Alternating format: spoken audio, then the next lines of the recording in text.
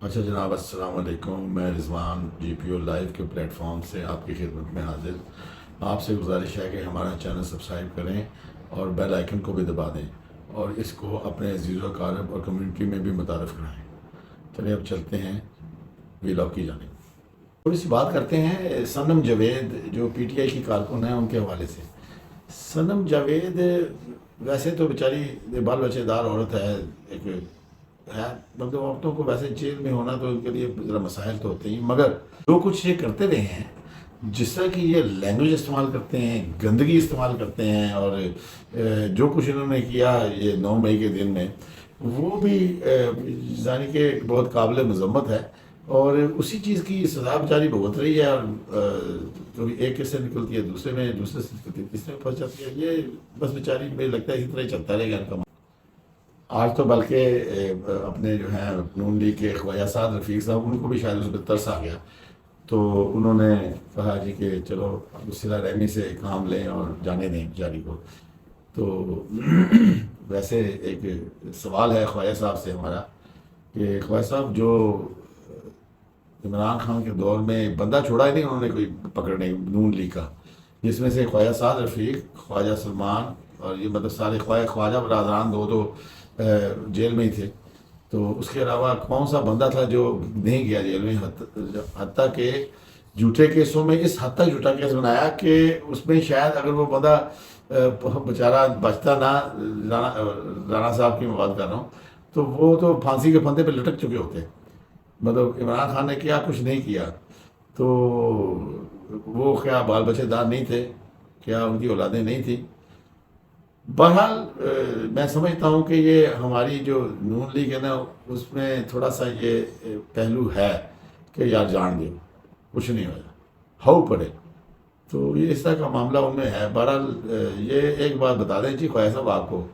کہ یہ جتنے مرضی تو ہو پڑے کر لو، یہ جب وہ آئیں گے نا حکمران بن کے، تو انہیں چھڑنا تو ہم کسی نے سب نے دوبارہ اندر کرنا ہے، اور ایسا اندر کرنا ہے یاد کرو گے ساری زندگی تھی۔ صنم جاوید صاحبہ کو اصل میں کل F I A cyber crime نے گرفتار کیا تھا، اور ان کو پھر وہ اسلام آباد لے آئے تھے، اور ان کو آج انہوں نے پیش کیا عدالت میں ان کا جسمانی ریمانڈ لینے کے لیے۔ ان کے اپنے وکیل پی ٹی آئی کے میاں علی اشفاق صاحب، اور ایک وکیل تھے ڈاکٹر بابر امان صاحب، وہ وکیل تھے دونوں، اور ادھر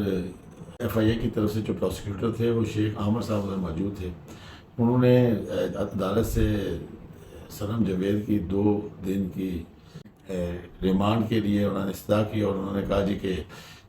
یہ جتنا مواد یہ کرتی رہی ہیں، جو بھی غلیظ مواد اور جو بھی پاکستان کے خلاف، وہ ان کا ٹویٹر اکاؤنٹ سے کرتی رہی ہیں، تو ہم نے وہ ٹویٹر اکاؤنٹ جو ہے نا وہ ریکور کرنا ہے، تو اس لیے ہمیں نا ان کا ریمانڈ دیا جائے۔ اچھا، تو عدالت نے کہا جی کہ یہ آپ کو پہلے 3 نوٹسز دینے چاہیے تھے صنم جاوید کو، اس کے بعد پھر آپ گرفتار کر سکتے تھے، تو اس لیے انہوں نے نا ان کی ریمانڈ کی استدعا مسترد کر دی اور ان کو ڈسچارج کر دیا۔ کچھ کارکنان ادھر جو اکٹھے تھے، وہ ان کی رہائی کے حوالے سے کوئی جشن منانے کی تیاری کر ہی رہے تھے کہ ادھر اسلام آباد پولیس پہنچ گئی، اور انہوں نے ان کو گرفتار کیا اور گاڑیوں میں بٹھا کر لے گئے۔ تو ابھی خیر پتہ نہیں چل سکا کہ کس مقدمے میں ان کو گرفتار کیا، مگر بیچاری بہت، میں جو شروع میں کہا کہ ادھر سے ادھر نکلے ادھر ڈوبے، ادھر وہ کیا شعر ہے بھول گیا ہوں میں، کہ ادھر ڈوبے ادھر نکلے، ادھر ڈوبے ادھر نکلے، تو اس طرح کے معاملات ان کے چل رہے ہیں بیچاروں کے۔ اچھا، اس معاملے کو کچھ لوگ اس فیصلے سے بھی جوڑ رہے ہیں جو سپریم کورٹ کا فیصلہ آیا، تو ان کا کہنا ہے جی کہ یہ ابھی جو ہے نا تھوڑا سا سختی کر دی ہے، جو کہ کچھ لوگوں کا کہنا ہے کہ ڈنڈا پھیرنا شروع کر دیا، یعنی کہ پیچھے سے پریشر آ گیا کہ بھئی اب ان کو سیدھا پدرا کر دو، اور ممکن ہے اس میں عمران خان صاحب کی جو فیسلٹیز کو بھی واپس لیا جائے، اور ادھر بھی کوئی سختی کی جائے، تو ایسی سچویشن ہے۔ اچھا جناب، کل پیر ہے، اور پیر کا دن بڑی اہمیت اختیار کر گیا ہے، یعنی کہ آج پیر ہے، اور پیر کا دن بہت اہمیت اختیار کر گیا ہے کہ سینٹ کا اور قومی اسمبلی کا اجلاس بلانے کا پروگرام ہے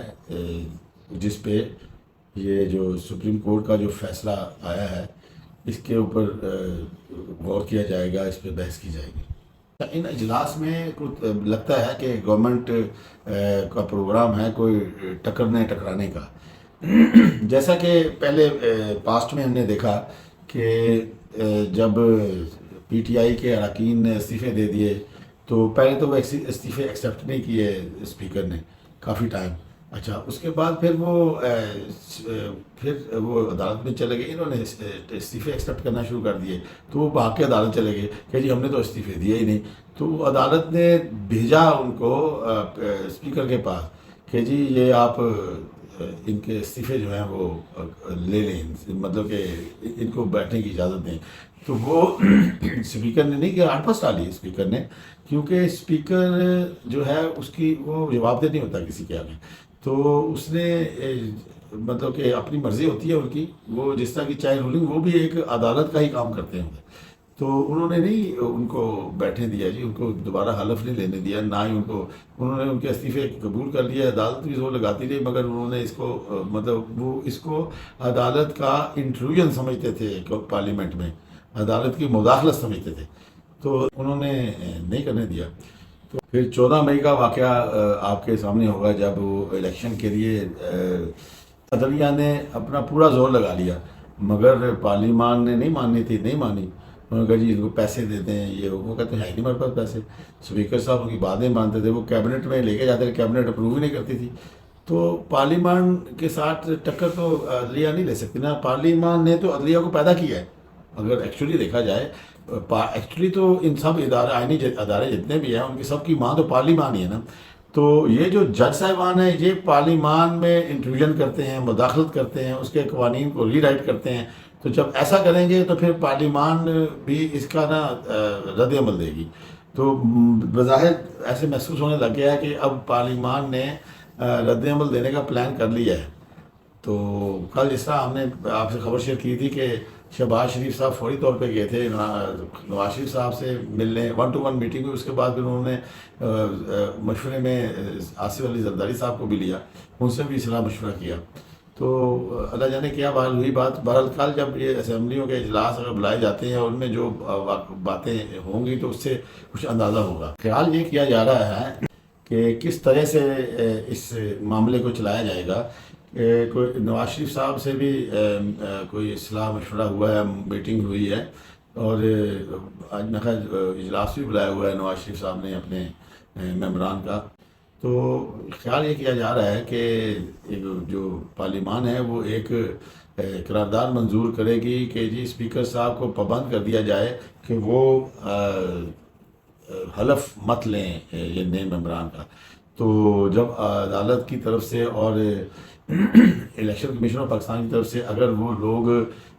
نوٹیفائی ہو بھی جاتے ہیں اور آ بھی جاتے ہیں تو یہ اسپیکر صاحب کہیں گے جناب میں تو ہل نہیں سکتا، میں تو آپ کو پتہ ہے پارلیمان نے قرارداد پیش کیا اور مجھے پابند کیا ہے، تو وہ اپنے ذمہ لے گا، پوری پارلیمنٹ کے خلاف تو انہیں عدالت نہیں ہو سکتی، تو اس سلسلے میں پھر ایک رفڑ پڑ جائے گا۔ اچھا یہ اب پھر اس میں اصل میں یہ جنگ جو ہے یہ اب چونکہ سپریم کورٹ نے جاری شروع کی ہے، اس میں اب دیکھنے کی بات یہ ہے کہ ثابت یہ کرنا ہے کہ پارلیمان جو ہے وہ بالادست ہے، وہ جو چاہے پارلیمان وہ کر سکتی ہے، سپریم کورٹ آزاد ضرور ہے مگر وہ بالادست نہیں ہے، بالادست پارلیمان ہی ہے، تو اصل میں یہ اب اختیارات کی جنگ شروع ہونے جا رہی ہے، اور شاید یہ کوئی نتیجہ اس کا نکل ہی آئے، کوئی بہتر اللہ تعالیٰ کرے۔ عدلیہ جو ہے وہ تو پارلیمان کے بنائے ہوئے قانون پہ عمل کرنے کی پابند ہے، جو بھی آئین اور قانون میں پارلیمان تبدیلی کرتی ہے یا جو بھی قانون پارلیمان بناتی ہے، عدلیہ اس سے باہر نہیں جا سکتی، چاہے جائے کہ اس کو ری رائٹ کر دے، اپنی مرضی کے مطابق اس کی تشریح کر لے، کسی مرتبہ کوئی تشریح کر دے، دوسری مرتبہ اسی آرٹیکل کی کوئی اور دوسری تشریح کر دے، یعنی کہ کسی کی صورت کاری کے لیے اس کو موم کی ناک کی طرح مروڑ دیا جائے، کبھی دائیں کبھی بائیں کبھی اوپر کبھی نیچے۔ تو یہ چیز جو ہے یہ اس پہ ویسے تو یہ تو کل بھی ہم نے یہ ویلاگ کیا تھا اور ذکر کیا تھا کہ اس کے اوپر بند باندھنے کی ضرورت ہے، اگر یہ بند نہیں باندھیں گے تو یہ پھر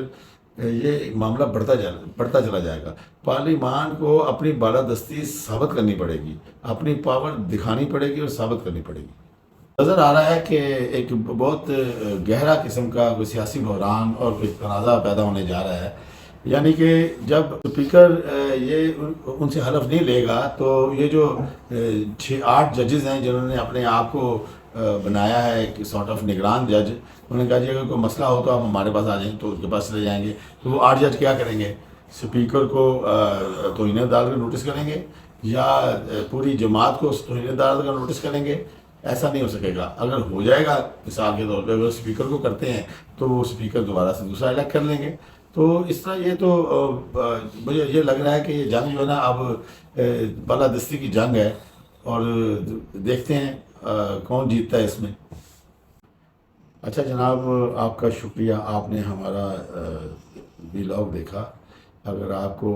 پسند آیا ہو تو اس کو لائک کریں اور شیئر کریں اپنی کمیونٹی میں، اپنے دوست احباب میں، اور جو